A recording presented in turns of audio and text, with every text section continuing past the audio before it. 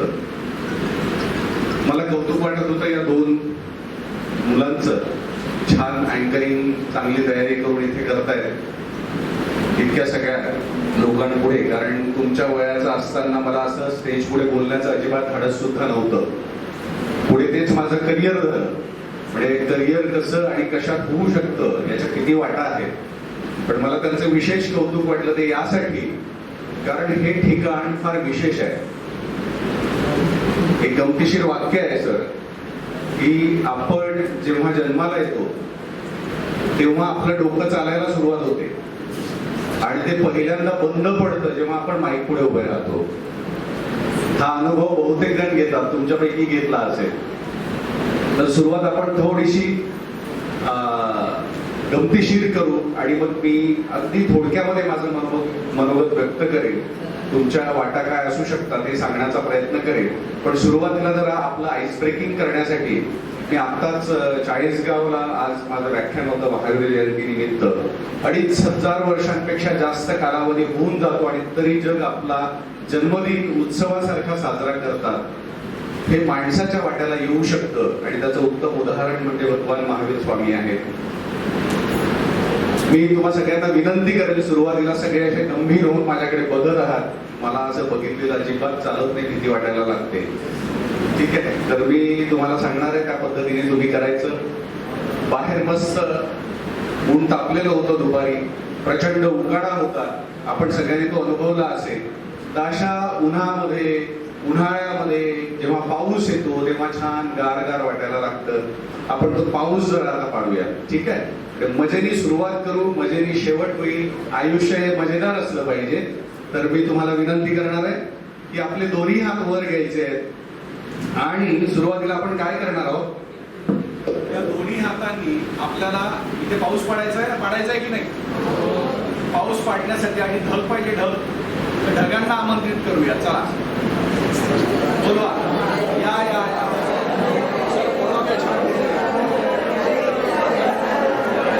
आता पाऊस जेव्हा सुरू होतो तेव्हा हळूहळू होतो ना ढग. या ढगांना बोलवू आपण. ढग आले, आता पाऊस पडायला सुरुवात होईल. एका बोटाने काय म्हणत पाहिजे,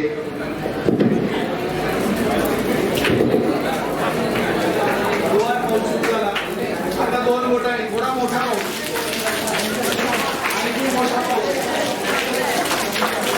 आणखी मोठा निर्माणचा पाऊस आणि विजांच्या कडकडाटाचा प्राणांचा पाऊस.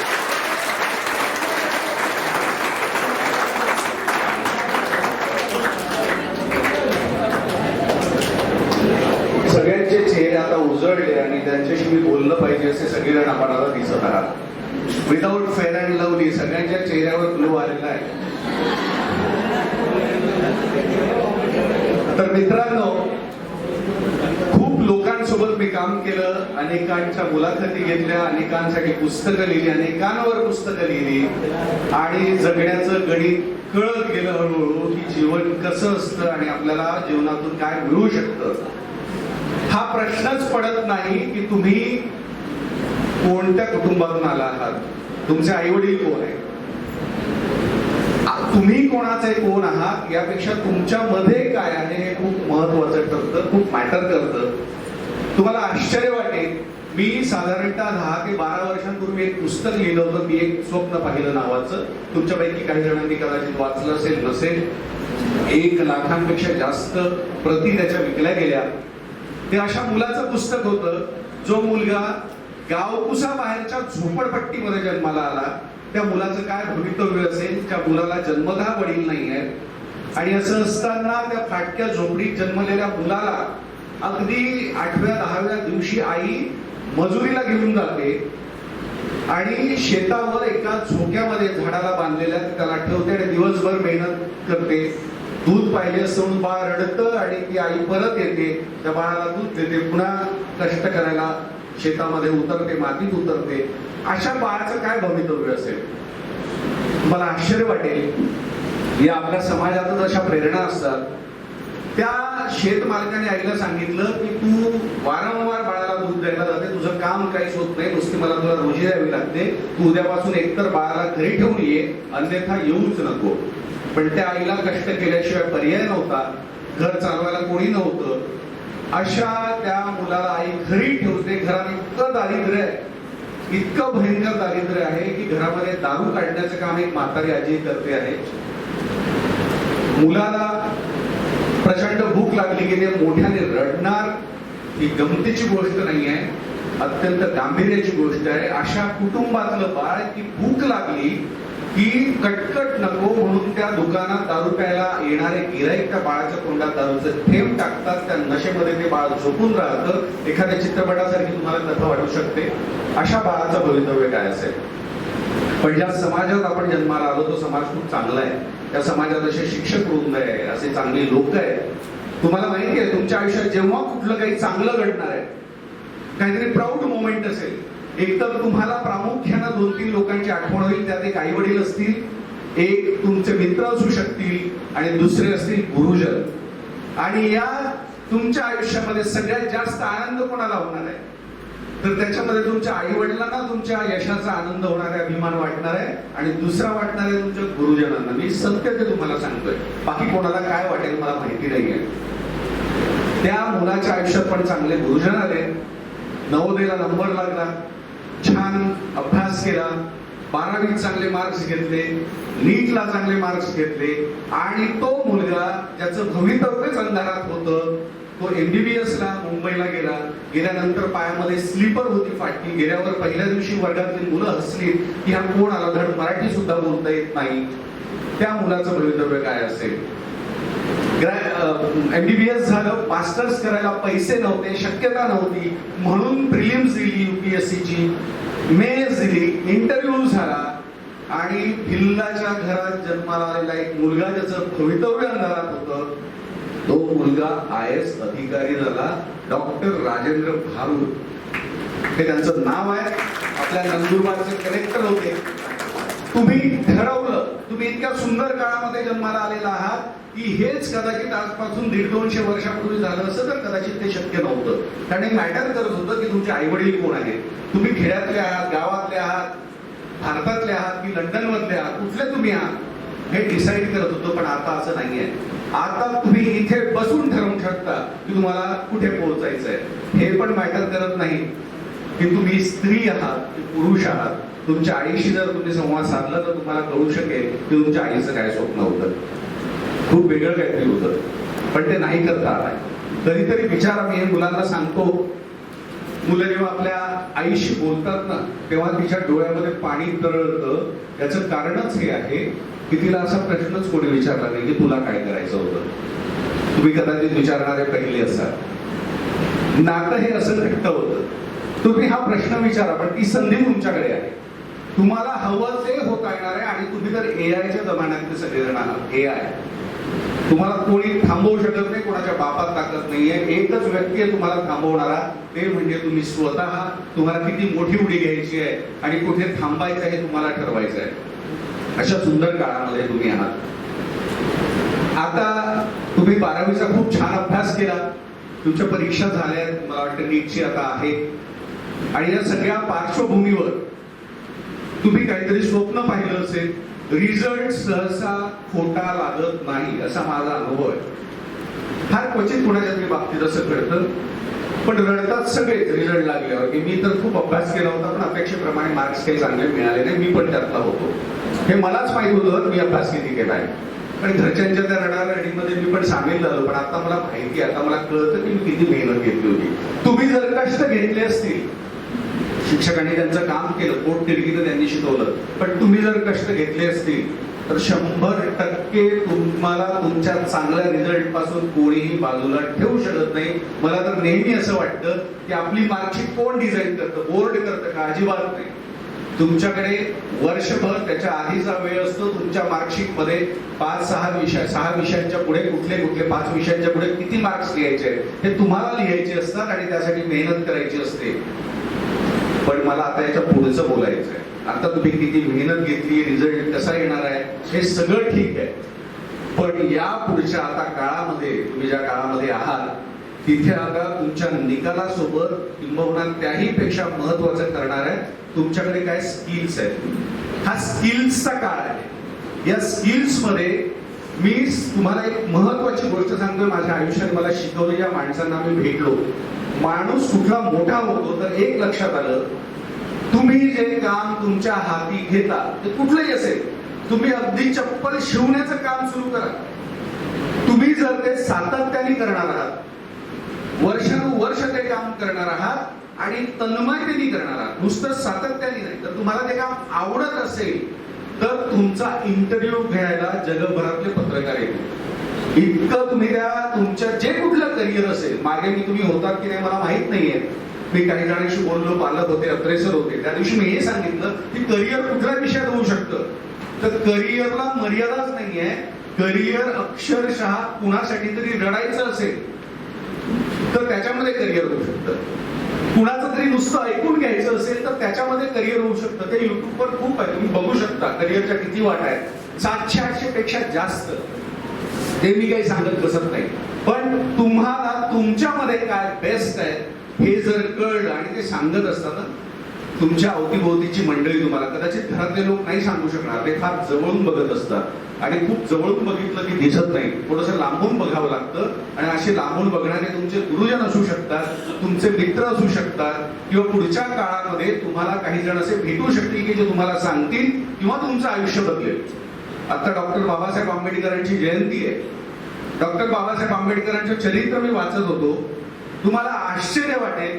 बाबासाहेबांनी असं लिहिलं की मी जेव्हा ग्रॅज्युएशन पर्यंत मी जेव्हा होतो ना, तेव्हा कोणी मला म्हटलं असतं की तू जगप्रसिद्ध माणूस असशील, तर मी त्याला मूर्खात काढलं असतं, इतका सामान्य मी होतो. अच्छा, जगप्रसिद्ध वगैरे होईल असं काही नव्हतं, पण माझं वर्तुळ बदललं, माझे मित्र बदलले. मी युरोपला गेलो, तिथे मला प्रोफेसर्स मिळाले चांगले चांगले, आणि चांगली पुस्तकं माझ्या आयुष्यात आली. आणि मी आता ते असं म्हणत नाही, पण मला असं वाटतं की महामानव डॉक्टर बाबासाहेब आंबेडकर तिथून आले. आणि समर्पण किती असावं एखाद्या माणसाचं. आणि इथे बसलेल्या प्रत्येकाचं आहे. मी तरुणांसोबत काम करतो, माझ्या घरात तुम्ही केव्हा या, तुम्हाला 4-5 जण तर भेटतील. मला माहिती आहे तुम्ही कसा विचार करतात, जेन झी ज्याला म्हणतात, ते कशा पद्धतीने बघते मला माहिती आहे. ते आमच्या खांद्यावर उभं राहून आम्हाला जे दिसत नाही त्याच्या पलीकडे दिसतं तुमच्या पिढीला, म्हणून तुमच्या पिढीवर सगळ्यात जास्त विश्वास सुद्धा आहे. पण एकीकडे तुम्ही भरकटण्यासाठी खूप मार्ग पण आहे. अशा दोन्ही गोष्टी आहेत तुमच्या पिढीपुढे, पण ज्यांना असं टार्गेट फोकस ठेवता येतं, मला नाही वाटत त्याला कोणी थांबवू शकतं. डॉक्टर बाबासाहेब आंबेडकरांचा एक किस्सा त्यांच्या स्वीय सहाय्यकाने, सेक्रेटरी लिहून ठेवलाय, नानकचंद रत्तू त्यांचं नाव होतं. हा किस्सा तुम्ही नक्की लक्षात ठेवा. राहिलंच झालं असं की डॉक्टर बाबासाहेब आंबेडकर त्यांच्या आयुष्यातला शेवटचा ग्रंथ लिहित होते, बुद्ध आणि धम्मा. काय किस्सा असू शकतो, काय माणूस असू शकतो. लिहित बसले, सकाळपासून संध्याकाळपर्यंत लिहितायत. त्यांना डिस्टर्ब नको म्हणून नानकचंद रत्तू फक्त वाट बघत बसले की बाबासाहेब थोडे रिकामे झाले की मी बोलेल त्यांच्याशी. घरी जायची वेळ आली, रात्री उशीर झाला, आता न सांगता कसं जायचं बाबासाहेबांना, म्हणून ते वाट बघत, पण डिस्टर्ब करायचंच नव्हतं. शेवटी त्यांनी ठरवलं की आता न सांगता जायचं, पण जाता जाता माहीत असावं म्हणून दरवाजाजवळ गेले. त्या काळात त्या खडावा असायच्या लाकडाच्या, त्या घालत असताना त्या खडावांचा त्यांनी आवाज केला, असा टक टक. बाबासाहेबांनी लिहिता लिहिता फक्त बोलून बघितलं, तर ते त्यांना वाटलं घरी जातोय, ओके जा तुम्ही जा घरी, असा इशारा केला. पुन्हा लिहायला लागले. दुसरा दिवस उजाडला. नानकचंद रत्तू सगळं प्रातःविधी सगळं आंघोळ बिंघोळ करून सगळं आटपून पुन्हा त्यांच्या वेळेत ऑफिसला आले. त्यांनी पाहिलं बाबासाहेब तल्लीन होऊन लिहित आहेत, त्यांना डिस्टर्ब व्हायला नको, पण माहीत व्हावं की मी आलोय म्हणून त्यांनी पुन्हा एकदा त्या खडावा पायातून काढताना ठक ठक असा आवाज केला. आवाज झाल्यावर बाबासाहेबांनी पुन्हा वळून पाहिलं आणि म्हणाले, मला तर शहराचे तो हे आठवत असताना ते म्हणाले, अरे तुम्ही गेला नाही, तुम्ही विचार करा, याच्यामध्ये एक अख्खी रात्र गेली आहे. आणि बाबासाहेबांना वाटतंय की त्यांनी जे ठकठक केलं ते काही वेळापूर्वी केलं आणि पुन्हा ते ठकठक करतायत. इतकं समर्पण, इतकी एकाग्रता, इतकं फोकस असणारा माणूस महामानव होणार नाही तर काय होईल. आणि हे काही चमत्कार नाहीये, हे काही असं आला जन्माला आणि झाला मोठा असं नाहीये. याच्या पाठीमागे समर्पण आहे, याच्या पाठीमागे अभ्यास आहे. आणि ही संधी इथे असलेल्या प्रत्येकासाठी आहे. मी नेहमी सांगतो, माझ्यासारख्या केस पांढरे झालेल्या लोकांपेक्षा जास्त तुमच्या सगळ्यांवर विश्वास आहे. माझ्याकडे आता जून महिन्यामध्ये जवळजवळ 40-45 मुलं मुली येऊन राहणार आहेत. एका विषयाचं काहीतरी संशोधन करायचं, एकमेकांच्या सोबत राहायचं आणि आपलं करिअर जे काही आपण करणार आहोत त्याच्यामध्ये आणखी पुढे कसं जाता येईल यासाठी काम करायचं. तर मी तुम्हाला एवढंच सांगेन, आज तुमचा पार्टीचा मूड आहे आणि त्याच्यामध्ये हे सगळं सरांचं ते खरं तर धाडस आहे आणि त्यांच्यापेक्षा धाडस माझं आहे की हो अशा वातावरणात मी या सगळ्यांशी बोलेन. तर मी एवढ्यासाठी झालो मित्रांनो की ताकद तुमच्या आहे. तुमच्या मनाने ठरवलं, तुम्ही जे ठरवलं असेल ना ते साकार होणार आहे. मला गॅरंटी आहे, इथे बसलेले असे अनेक काही जण आहेत प्रचंड दृढ निश्चयी आहेत, खूप मेहनत केली, ज्यांना आपल्या कुटुंबात काय चाललंय, काय परिस्थिती आहे याची जाणीव आहे आणि हे सुद्धा माहिती आहे की घरातली परिस्थिती, आपल्या पिढ्यानपिढ्या राहिलेली परिस्थिती दुसरं कोणीही बदलू शकत नाही, ती फक्त मी बदलू शकतो अशी जाणीव ज्या मुलांना आहे त्यांच्या आयुष्यामध्ये बदल झाल्याशिवाय राहणार नाही, माझा विश्वास आहे. मी या ठिकाणी आपल्या सगळ्यांना खूप शुभेच्छा देतो. आपण जे काही स्वप्न पाहिलंय ते पूर्ण होणारच आणि ते पूर्ण करण्यासाठी जर तुम्हाला अशक्य वाटत असेल की याला तर इतका पैसा लागतो, इतकं मोठं स्वप्न कसं काय साकारणार, मी अशा कित्येक जणांना भेटलं. कित्येक झोपडपट्टीत जन्माला आलेला आमचा प्रवीण नावाचा मित्र पुण्यासारख्या झोपडपट्टीत जन्माला आला, घरात कुणी मार्गदर्शन करणारं नव्हतं. एकदा त्यांनी पुस्तक वाचलं आणि ठरवलं, मी डॉक्टर बाबासाहेब आंबेडकरांचंच उदाहरण यासाठी देतोय की मी सध्या त्यांच्याविषयी काहीतरी वाचतोय म्हणून ते सातत्याने येतं आणि त्यांची जयंती पण आहे. त्याने ठरवलं की ते ज्या विद्यापीठात शिकले तिथे मला जायचंय. त्या मुलासाठी तो वेडेपणा होता. पण आश्चर्य वाटेल, हे जग इतकं छान आहे, इतकी चांगली माणसं आहेत की तुम्ही ठरवायचं, प्रामाणिक असलं पाहिजे एवढीच अट आहे. तुमचं बोर्ड धरून तुम्हाला लोक घेऊन जातील त्या ठिकाणी. अशा कित्येक लोकांच्या संपर्कात आहे. मग आमच्या संपर्कात असलेली अगदी आमच्या घरात राहिलेली एक अनाथ मुलगी, जिला आई नाही, वडील नाही, आईला लहानपणीच जाळून टाकलं, त्याच्यामध्ये तिला घराबाहेर काढलं, मग मामांसोबत राहिली, मामीला आवडत नव्हतं म्हणून ती आजी आजोबांसोबत राहिली, अशी मुलगी काय भवितव्य असेल. पण आता एका मोठ्या शाळेत, ज्या भारतातल्या 50 महत्वाच्या शाळा असतील त्या शाळेमध्ये आता ती स्वतःची स्किल्स वापरून काहीतरी वेगळं काम करते आणि येणाऱ्या काळात महाराष्ट्रातली लहान मुलांसाठी काम करणारी अतिशय महत्वाची व्यक्ती म्हणून ती असेल. असे कितीतरी जण आहेत की तुम्ही फक्त चालायला लागा, तुमचं बोट पकडतील आणि तुम्हाला कुठेतरी पुढे घेऊन जातील. अजिबात घाबरू नका. कितीतरी प्रकारच्या फेलोशिप्स आहेत, कितीतरी प्रकारच्या स्कॉलरशिप आहे. तुम्हाला फक्त ठरवायचंय की तुम्हाला कुठे जायचं. आणि माझं नाव लक्षात ठेवा, मनोज गोविंदवार. तुम्हाला कुठे अडचण आली, सर आहेतच, सरांच्या माध्यमातून जर तुम्ही आलात तर आणखी उत्तम, म्हणजे आणखी फोकस मला करून तुम्हाला लक्ष देता येईल. कुठलीही अडचण आली, काहीही वाटलं तर निश्चितपणे संपर्क करा. 100% तुम्हाला काहीतरी चांगली मदत निश्चितपणे दिली जाईल. माझ्या आडनावाची एक पंचायत आहे, ते बऱ्याच जणांना सर कळतच नाही. खानदेशात तर मला 3-4दा सांगावं लागतं. लिहिताना गोविंदवर म्हटलं तर कोणी वाघ का म्हणून लिहितात, वाघ लिहितात, मनोज वाघ. कोणी वाघ हे माझ्या वडिलांचं नाव वाटतं, मग मनोज गोविंद हे माझ्या वडिलांचं नाव वाटतं, मग मनोज गोविंद आणि वाघ असं. माझं नाव असं नाही, सोपं आहे. आणि आजच्या 21व्या शतकातील जे स्किल्स आहेत त्याच्यामध्ये सगळ्यात महत्वाचं स्किल सांगितलंय मित्रांनो, ते म्हणजे क्रिएटिव्हिटी. तुमच्या, आणि क्रिएटिव्हिटी म्हणजे चित्र काढणं नाही बरं का, चित्र मला पण काढता येत नाही. क्रिएटिव्हिटी म्हणजे कुठल्याही गोष्टीकडे नवीन त्याने पाहण्याचा दृष्टिकोन, वेगळेपणाने तुम्हाला पाहता आलं पाहिजे. त्याचं एक उदाहरण देतो आणि थांबतो.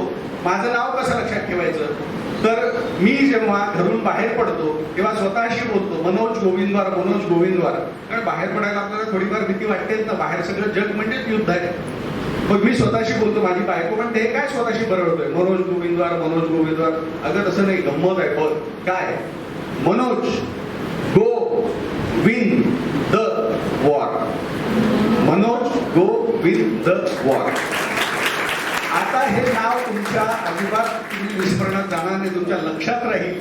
तर कुठल्याही गोष्टीकडे जेव्हा आपण क्रिएटिव्हली असं बघतो तेव्हा आपलं आयुष्य बदलतं. मी आजच महावीर जयंती निमित्त चाळीसगावला बोलत होतो, तर एक महत्वाची गोष्ट तिथे सांगितली जी मला जैन समाजातून, धर्मातून मिळाली, ती म्हणजे कुठली, तर तिथे असं सांगितलंय की सगळं ऐश्वर आणि राज्य सोडून महावीर आणि त्यांच्यासारखे कितीतरी लोक निघाले आणि तीर्थंकर झाले.